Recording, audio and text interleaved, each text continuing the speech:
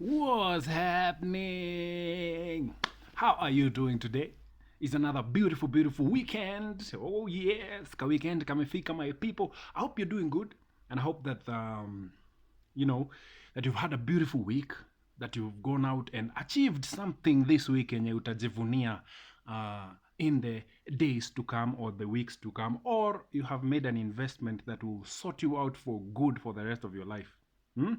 That's what we do as men. So welcome to Man Cave. I am your host, Uncle Mike the Baker, and I'm excited to be here today.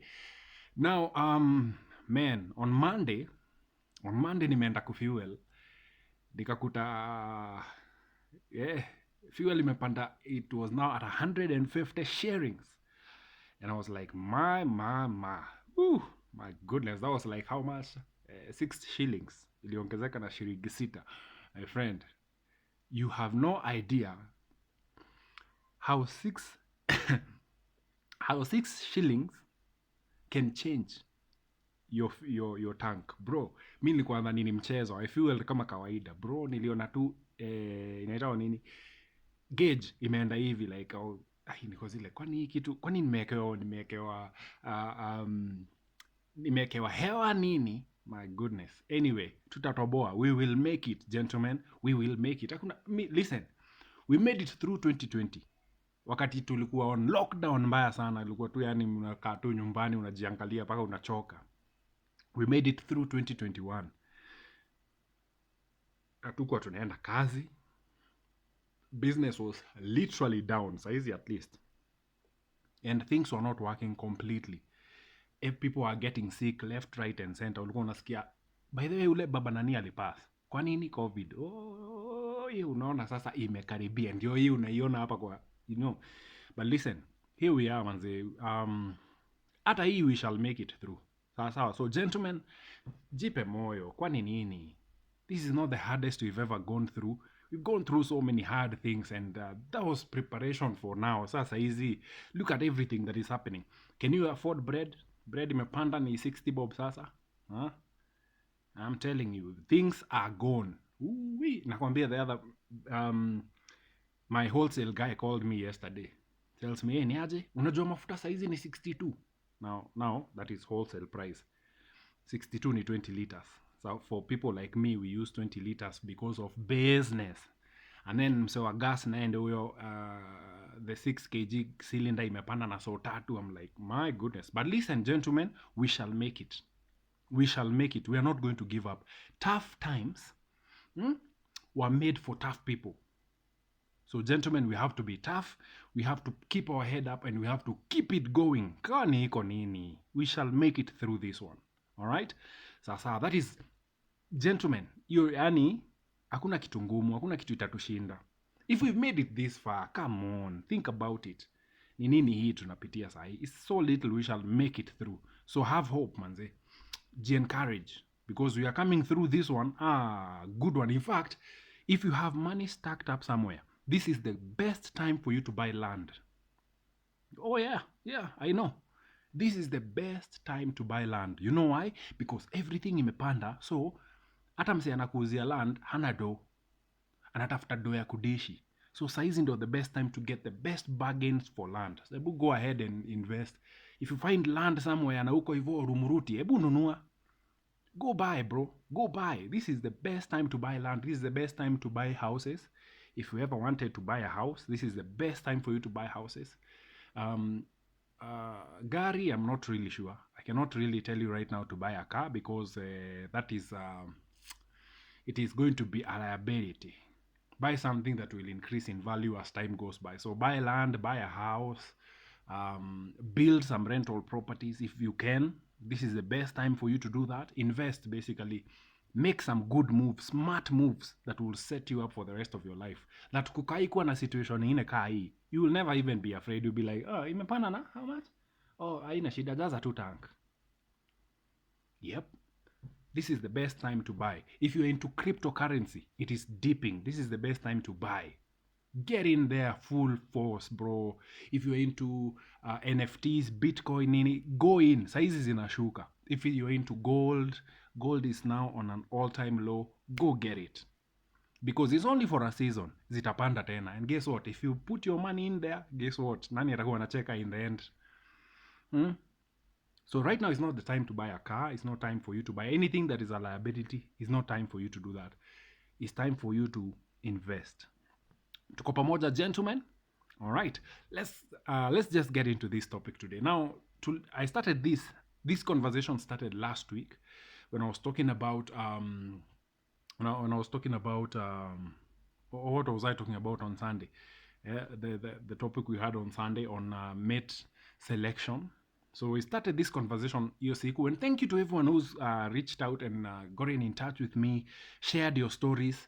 Man, I really appreciate it. Si mnakapitia wanaume. You guys are going through it. All right. Sawa. Let us continue with the conversation. Now, today I'm going to get a little bit deep, and meanza on a high note, because I know this is the kind of conversations men don't really talk about. But this is Man Cave. Is our space. So we get to speak. If you're a lady and you're watching this, I think this would be a perfect time for you to keep moving. Tafuta kitu ingine hapo watch. There are so many millions and millions of videos here on YouTube. You can go there and watch something that will actually suit you. Okay? Something female-ish. Tafuta huko kwa nini. Leave us alone. This is a man's space. Kwa pamoja. Alright, let's get to it. Unaona topic leo ni aje? The truth about divorce, bro. These are the realities of divorce. Okay? As I told you last week, if there's one thing you will never recover from in life, is divorce. That's why they always say, better is a broken engagement than a broken marriage. Okay? Because you never come back from a broken marriage. You never see women the same after a broken marriage. I'm going to share from this is now, as I share today, I'm not sharing this to bash my ex-wife. Don't get me wrong hapa. Hii sio kazi yangu. I'm just sharing the experience I had as a man. Okay? As a man, the experience I what I went through. Now I'm sharing it from a man's perspective. Okay? And this is why this space is here, so that we can share things from as a man's perspective. Women do their own emotional thing na huko. So for us we share. Okay? And so let's get to this one. The truth about divorce is that you never recover from it.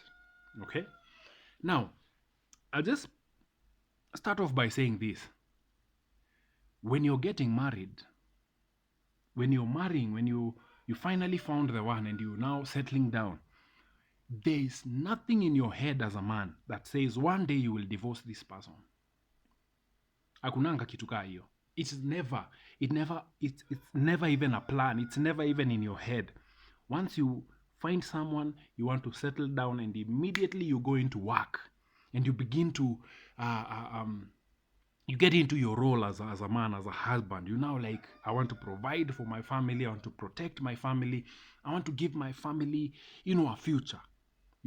That's even though si uingia. Ukiingia pale you probably unaingia bila kitu. But once you get in there, bro, ni kama unakuanga umefunguliwa macho. Now, I want to do this and do this and do this. You have plans and dreams and ambitions and everything. Why? Because you want to build something very, very substantial, something very huge for your family. I've never seen a man going in akisema, siku moja unajua nda divorce. Unajua siku moja ndaingia hapa hivi afu nitoke. No, hakuna mwanaume ufanya hivyo. We all go in with the mentality that you want to build this thing up. Bro, you should have seen my vision board when I was getting married. Bro, I had so many things. Even this channel, the first video I ever did, I did it with my wife, my ex-wife. If you are here, if you've been here for a long time, you know. I was when? 2020. I think July or something. End of June, July, somewhere there. I did that video with her. Alikuwa ameketi hapa na mimi hapa, and we were sharing about our 1 year in marriage story. And, all this ni vision, ni kitu unaona, I want to build this with her. Man, hizo siku manze, the people who are an inspiration for me were my good friends, Kabi wa Jesus and Mili. Now, I've known Kabi and Mili for a very long time. We used to fellowship together at KKRUBS. We were in the same county. If you've been to KKRUBS, you know about counties. Tulikuwa county moja, na Kabi na Mili. Back then, Mili was in JKUAT. And she was doing this cloth wear, nini. And we were tulikuwa maboys, mabuddies. Okay, so even when they came to engagement and marriage and nini, you know, hizo vitu zote we were all on the know, we knew until today. I think Kabi and I, we still in the group bado. But now, point is, these guys were like my role models. These guys were like people I was looking up to, that like my peers that I can relate to. Unaget? Like, hey, these guys are doing this, nini nini. And so, hata mimi nikianza hii channel, it was supposed to be, me and Mrs. doing videos and sharing our marriage stories and basically just encouraging people in marriage. As in, hiyo ilikuwa vision. Then I was in radio. Nilikuwa kwa radio. I have radio videos here. Just scroll down kabisa. I think scroll to huko chini, you will see my radio shows, my radio videos. You'll even hear me talking about my wife and I. Yesterday we were having conversation. You will hear all those things, because no man gets in with the intention to ever get out.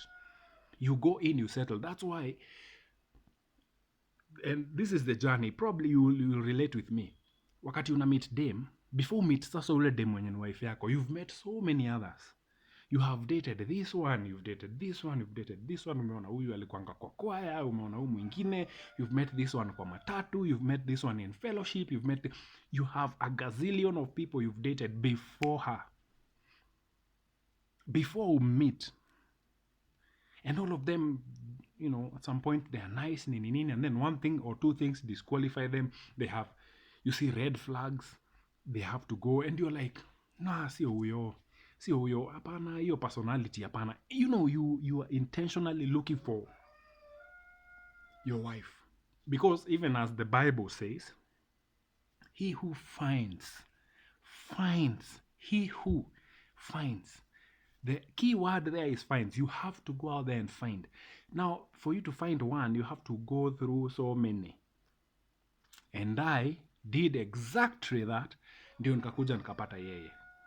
And in my mind, I was settled nini. I was a skinny little guy. I think throughout this week, I've been sharing on my Instagram and Facebook. I even put up a video. By there, I started sharing my my videos. I just put up some... thanks to Ian. Thank you, Ian, by there, for putting all those memories together. I decided, instead of shooting videos, I'm not in that space anymore. Not anymore. I'm really not... Siuko ile space poa ati naweza sema I can shoot a video or do anything. So I decided I'm going to take memories from my life, take pictures of moments that I've taken in my life, and then put them together and put them as slideshow and put my song in it, so that when I watch it, I don't do that for you guys. I don't think I'm doing that for you. I'm doing that to preserve my own memories, so that one day when I sit back and I watch, I'll remember, I was this thin. My goodness. Go there and see. The video I put up, the song for this week, it was Worthy of Praise. It's like right beneath he, hapo. Look at how thin I was before marriage. Nilikuwa mkonde buda. Nimekuwa nimejikondea mbaya. And then, of course, because once you, as a man, now for me, once I found her, we went through the process. Of course, I lost my dad along the way.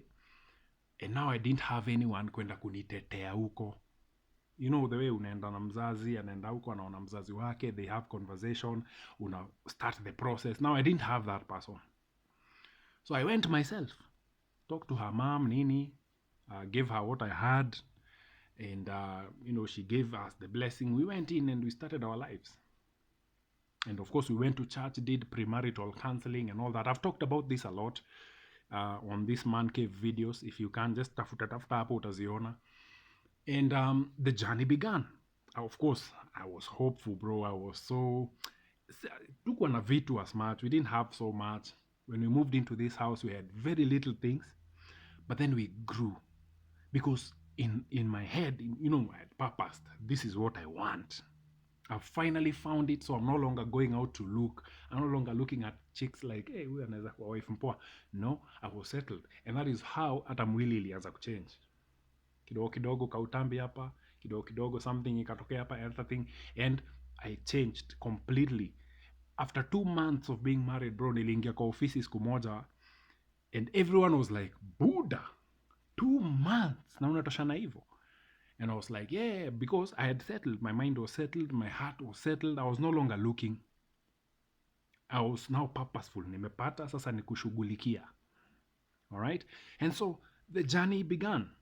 journey began. We started, we kept going, we started, we even had like a joint bank account. We put money there, we were growing, business in a grow, nini. And of course, as you go on, like I told you, the realities of marriage is still right. I think it's episode 2 or 3, where I told you the things nobody tells you about marriage is that as you continue to be in it, you'll begin to look attractive. Not just you, even her. She begins to look very attractive. She begins to, kama wase wako notice before, now all of a sudden she's glowing, she's looking nice, nini nini. And so even her own friends are recognizing, ay, Jaber, you're looking, you have things that we had not seen before.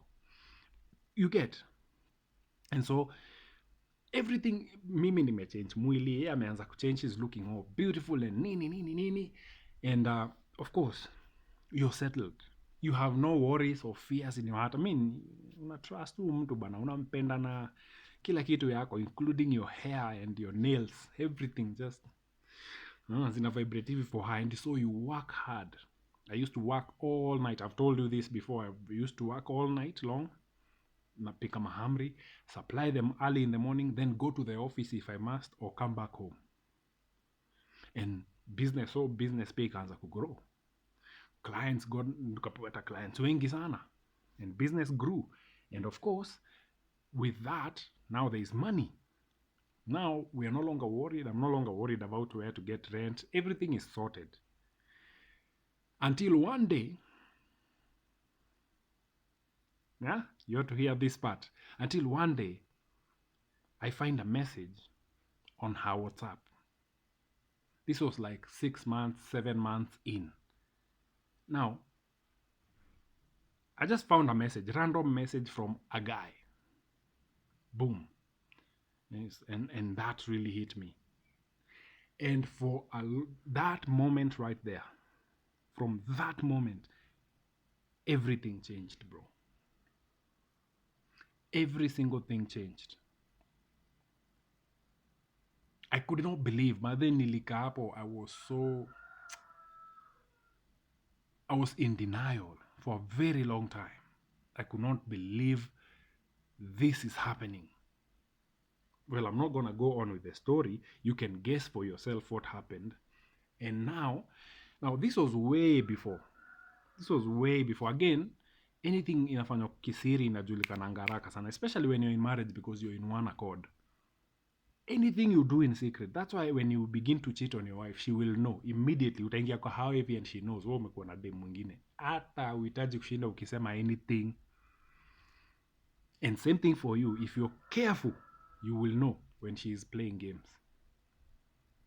So it happened. I was shocked. I was broken. Bro, I was beat down. Nilisikia nikaa nimevunjwa miguu. Now, this was now in 2020. Now COVID started and nini, and so you can imagine the whole struggle and moment of life there. And so it can happen, one thing led to another, to another, to another, to another, to another, to another, to another. We separated. The first separation, it was controlled right here in the house. Everyone in their own rooms. That was hard. 5 months in, then we came back together. Realized this was not going to work. And so, I mean, you've done everything you can. You've provided, you've gone for counseling, you've done everything, bro. But I work bado. So you're like, I think hapa ndio nainulia mkono. And now, it happened. The divorce, everyone went their own way. Now, this is now where I want to hit you with some realities. Now, divorce is hard. At first, it kills you and you begin to feel like a failure. I've said this in another video. I've said, you have one job to do. I always used to tell myself this. Mike, you had one job of being a husband, and you failed. I felt like a failure, bro. I felt like a loser. Bro, nilikuwa najiangalia hivi kwa kioo, najiona yani mimi ni mtu useless. My goodness, I was broken. And then there is the sleepless nights. Hizo club insomnia, hiyo ndio inakuanga club yako like forever bro. Even to hadi leo bro, I've never even been able to sleep like a whole night unless, okay, of course I'm not an all nighter. Me, I'm an owl. I like to work at night. You wakuwa better because hakuna kelele, hakuna interruptions. You just strict. That's how I love to do it. I've been working through the night for years, for many years. I've been traveling through the night, nini, all that. So mi upenda fanya kazi usiku. Okay? And so that for me, hata nikikosa usingizi naamka tu zile za you wake up, unaangalia saa, umetoka kulala saa 3, unaangalia saa it's like 11:50. You're like, sawa, acha niamke tufanye kazi. That's it. You keep moving. And so now, here's now when it gets tricky. When the marriage is working, it is the woman who is praised. When your marriage is working, everything is doing good. Guess nani anapeangwa sifa? Hata ukipitia kwa maboys wako waambie, hey, mama amekuweka fiti. We, buda, si una shine. Hey, buda, si umenona. Hey, mama inakaa na kutreat vizuri sana. But when it fails, my brother, the blame is on you, motherfucker. The blame is on you from everyone. Your friends, her parents, your family, everyone is on your case. Yeah? Ewe, ulifanya nini? And literally, the marriage, let me tell you, things went, we separated. Ameenda. Mi nimebaki peke yangu. The first question someone asked me, like the next day, is Mike ulifanya nini? I'm like, what? Even her friends who knew what was going on behind the scenes, wenye walijua vitu mingi kuniliko, they all blamed me. And I'm saying this because earlier this week, I'm coming from Naivas. Nimekuja, niko hapa kwa parking, nafunga mzigo zangu so niishie.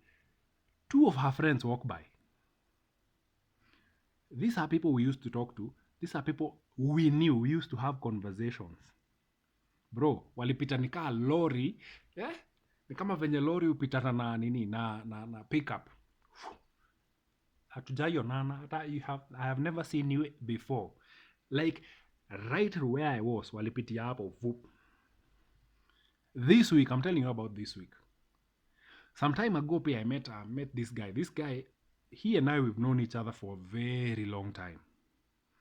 It happened that when I got married, he was also a friend to her. So we used to, we've dined together, we've had moments together. And I meet him one day and I'm hooting at him. Hey, mambo? Bro, umse aliniangalia ni kama, have you ever been... umaipitia nje ya choo, umaipitia kwa barabara alafu kuna kachoo mahali hivi venye mtu kunja sura. Hivyo ndo umse alikunja sura. Niko zile za, shit, my. And let me tell you, the blame always comes to the man. And guess what? In those times, everyone goes to her side. Every single person you know will go to her side. Hakuna mtu atakuja side yako. No one will call you to ask you how you're doing. No one will get in touch with you. People you ate with, people you hang out with, people you were enjoying drinks with, they will all be there. Utabaki peke yako hapo as a man. And it is painful as fuck. Bro, since it happened, I think, actually, the first time, a month ago, is when I started going out. It's the first time ever I stepped out into the world after my marriage. All this time, nimekuwa nikikuja home. Natoka kazi na kuja home. If I'm to go out, I go out with my guys. Peke yake zile za, tunaenda kama ni kuwatch game ikiisha, I'm on my bike, going home. When it fails, you are to blame as the man. When it's working, she gets the praise. When it fails, you are to blame, even if she was on the wrong. And as a man, it eats you up so bad. And that's why I told you, you never recover from divorce. Because every day that goes by, something will trigger. Something will trigger you. Like this week, I told you just the other day, when was it? Wednesday. I meet 2 of her friends. Okay, I didn't meet them. I was packing my mzigo. nichomoke kwa parking ya Naivas nikuja home. They walked right next to me. Hakuna mtu mwingine alikuwa hapo, ni mimi na wao. They walked, didn't say a word. That's the difference. That is a trigger. No one will talk to you. No one will. People who knew you, bro, they will blame you from here to Mozambique and back. And you will be by yourself as a man. Na saa hizo, you tried everything to make sure that marriage didn't end. You worked hard to provide for this person. You worked so hard to make sure that your rent was paid on time. I mean, this is the only way sisi wanaume si show love is by providing, making sure the rent is paid, the bills are paid, there's food kwa fridge, everything is sorted. That is how we show love as men. Mi sina hiyo time ya kuja hapo kushinda, oh, I love you, baby. Is when I go out there and hunt and bring my kill to the how. That is my way of showing love. Hata mi mwenyewe nasikia, leo, I'm a champion. I am the champ in this building. But even after doing all that, you still end up to blame. Bro, that thing kills you. Inakumalisa. Bro, now, thank God for me. I have so many people who still love me. Okay, apparently, all this time nimejificha and everything. There are people who would reach out to me occasionally. They'd be like, hey, Mike, we know what you're going through. Listen, we love you and we value you. Take your time. Don't beat yourself too hard. And that would keep me alive, literally.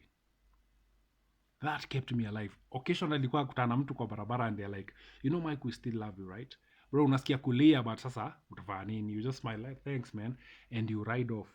Upepo inapiga machozi, inarudi, unafungua helmet hivi, upepo inapiga machozi, inarudi kwa imetoka. It's hard, bro. It's hard. The realities of divorce are hard. Everyone blames you. Everyone blames you. Now, as I was putting down this, I wrote this, divorce, the difference between divorce and demise. I told you this. I said this last week on the previous episode of Man Cave. Divorce and demise zinaendanishanga pamoja. The difference is, when it comes to demise, the person is taken away from you. You will never meet them. So what happens is that you learn to live without them. In both instances, you learn to live without them. But there is a difference between demise, when you've lost your spouse, and when your spouse walks away. There's a very huge difference. Now, when the person walks away, there are triggers that happen. Occasionally, you meet them. Occasionally. Or you meet your friend who tells you, niaje hata tumekuwa na your mama. Those moments happen. You have sleepless nights. In both cases, you dream about the person. I lost my dad the same time as I got into marriage. Lost my dad in May, got into marriage in July. So I still have dreams with my old man. Same way I still have dreams with my ex-wife. It happens. Occasionally, sio kila siku, ni once too. But over time, you learn to live without them. I learned to live without my dad. I did a video on ile siku yenye alipass. You just watch somewhere. I think the lessons I learned from my dad. You see them. They are right here. Still on Man Cave. And I told you, when somebody dies, you just learn. You learn to live without them. Occasionally, you find things will never be the same. And that's the thing. Things will never be the same. But as time goes by, you become okay with it. You accept it. And you begin to live without this person. You begin to live. You're like, I can live again. I can enjoy life. I can do this again. I can meet people again. There are triggers every time when you interact with, like for me, if I interact with a lady for more than a minute, I pull back. I just pull back. Naturally, hakuna nini. It just happens. I just find myself pulling back. Or just shutting down. It happens. It happens. And so these are the realities of divorce. People will blame you. Your friends, even your own family will blame you for your failed marriage. You will even blame yourself. You blame yourself. You go through the motions. You have sleepless nights. I've said that. Um, um, you have triggers every now and then. You meet someone you knew. You meet a friend you guys made together. Or you remember, you listen to a song. It triggers a moment you spend together. You know, all those things happen. But the most important thing that I want you to know is that kama tu venye nimesema nikianza hii video ya tough times, eventually you just become okay. You never recover. Don't forget, you never recover. But as time goes by, the pain goes away. You have memories, but the pain is no longer there. Ni kama ukikatwa, I think I have something here I can show you. See, like I have this alama here. Unaona hiyo alama? It's the same thing with divorce. It's a cut that happened kitambo. I think I was still a kid. But every time hiyo nini kidonda yenyewe itapona, but alama itabaki hapo. And that's why I said you never recover from it, because you'll always have something to remind you of it. You'll meet somebody nice, they will laugh and you'll remember her. You never recover from it. That's why, gentlemen, if you're not yet married, please take your time. Do not rush into it. Hakuna zawadi unakuja kupata kwa marriage. Take your time. Get to know the person you're with. Do your own investigation. Do your own homework. Ask her the hard questions. Ask her the hard questions. Go to her home. Meet with her dad. Sit down na mzee hapo kwa shed. Mnunulie Tusker kama anakunywaga. Mkae mahali hapo kwa kashade hapo nje. Ask him questions about her. Ask him about his background. Because guess what? When you marry, you're going to represent that man who she has known all her life in your marriage. Itakuwa reflection ya huyo mzee, because she will treat you the same way she treats him. Take your time, gentlemen. Hakuna kitu unakimbilia. There is no prize here in marriage. Take your time. Take your time. Take as much time. Usiangalie lips, hips and fingertips. Boss, hizo zitakuchanganya. Kuna mademu wengi wako nazo. You can always find another. But take your time, because one thing I know, marriage will either build you or wreck you. It will either build you up, you become such a strong, amazing man. I look at Kabi and I'm so amazed, I'm so happy at what he has become, because I knew him from before he met Millie. I have so many other friends who are married. And I look at them and I look at their lives and I'm like, okay, you guys are really doing good. I also have others who are struggling in their marriage, who are miserable as fuck in their marriage. But I still have to save face, because, kanisa, familia huku, nini. So take your time before you get into this thing. Because this thing will destroy you vibaya if you rush into it. And if you choose the wrong person. You will be here giving us stories the way I'm giving you. You will be here doing your own episode of Man Cave. Now, it's funny, but you will be here doing it. I never thought I'd be able to do this. Never thought that one day I'll sit here and do this. When I was starting this channel, I wasn't starting it for these particular conversations. I was starting it to show you how marriage works. Ndio huyu mimi bado niko hapa. How, hey. Okay. But listen, gentlemen, take your time. Take your time, know this person. Ask her the hard questions. Wachana utu tuswali tu ujinga. Where do you see yourself in 10 years? Those are fucking shallow questions. Hizo tupa. Ask her the reality questions. Deep questions.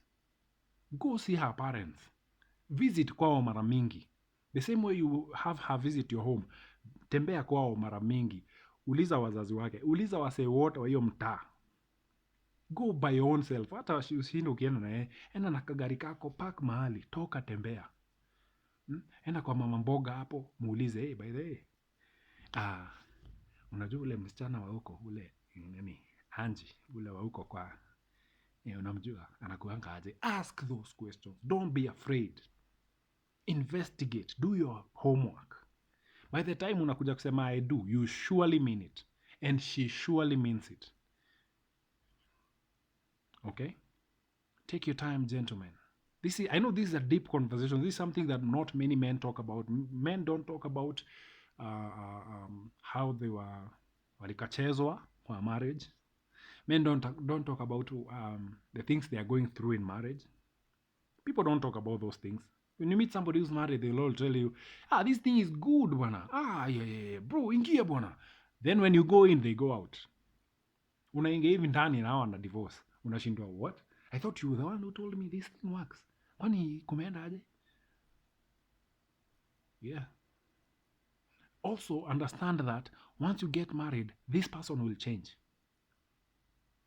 I know as men we get married thinking and hoping that she will never change.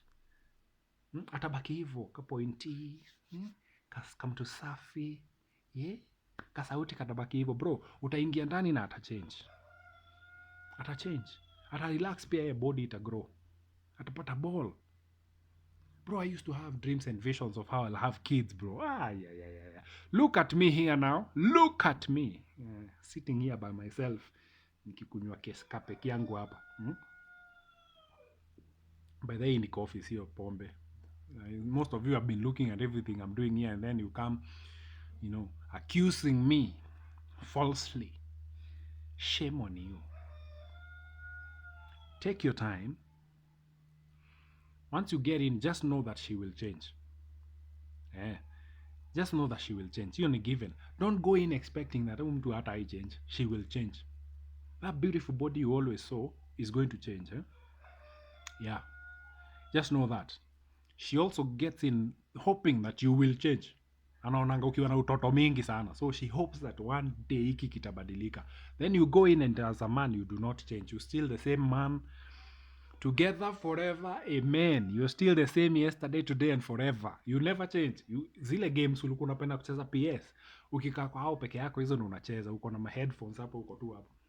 Because that is your recreational moment. Zile ngoma ulikuwa unapenda, me I love rumba. Bro, come day and night, utanikuta tu niko hapa tu marumba tu niko enjoying my moment. Because as men we don't change. We don't change your design. Si unaona tu kidogo, then you go to the gym, inaisha. You become fit. You begin to make money, nini, things begin to work out, and then you go back to your hobbies. So she gets in hoping that you will change. You get in as a man hoping she will not change. Then what happens? She changes, and for you, si alikuwa naomba uchange. You don't change. So you both become frustrated. She's frustrated at you because bado anaona uko na utoto.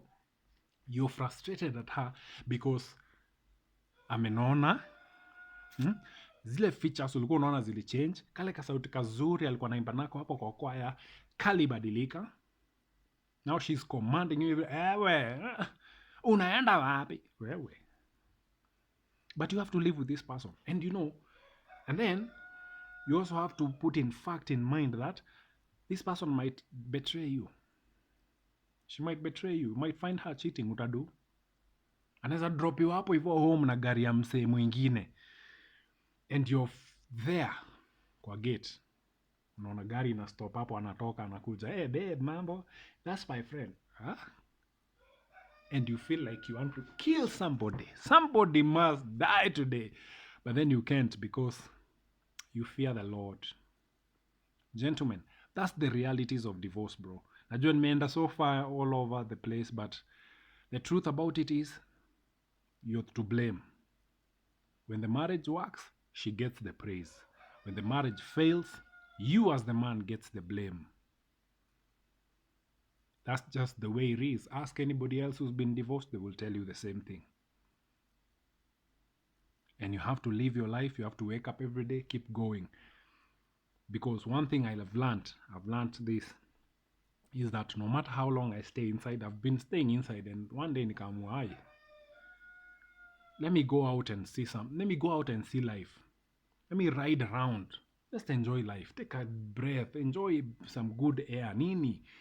And I began to go out. Because one thing I realized is that hakuna siku imekosa kuhappen juu marriage yangu iliisha. Every day unaamka, siku inaenda, inaisha. The next day comes, Hivyo. Day in, day out. 1 day, 1 week, 1 month, 2 months, hivyo. 1 year ends. Another and another and another. That is the reality. Nothing stops. The clock does not stop because your marriage ended. You have to go on with life.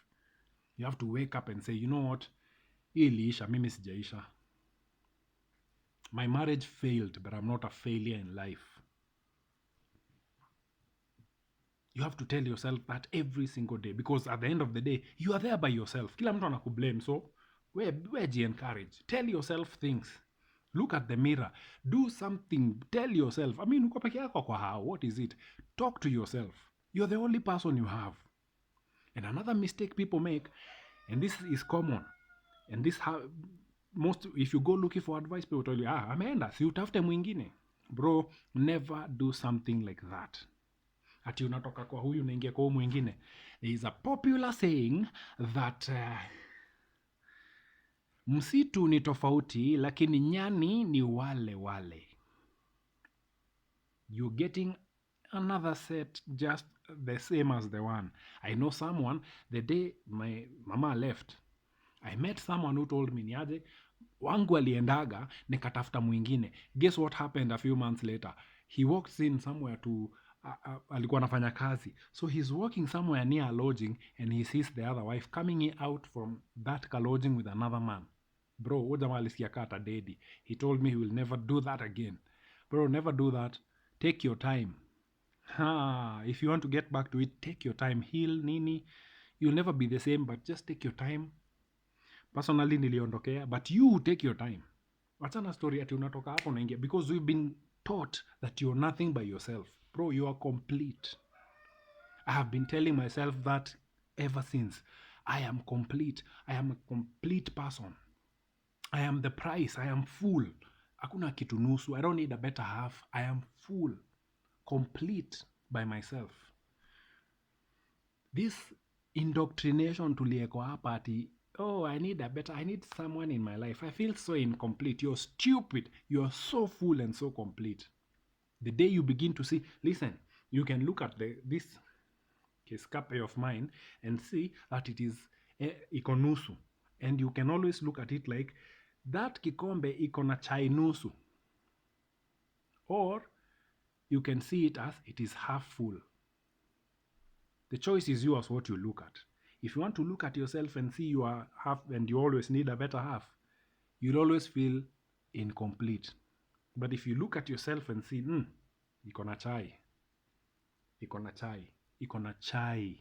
It is half full. That is the perspective and attitude you need to go with in life every time you go through a moment like that. Tell yourself that you're complete. Believe it. Tell it until you believe it. And then when you walk out, then you know, today I don't hang out with everyone. I've told you this time and time again. Even the women I interact with, not everyone, because I know my worth.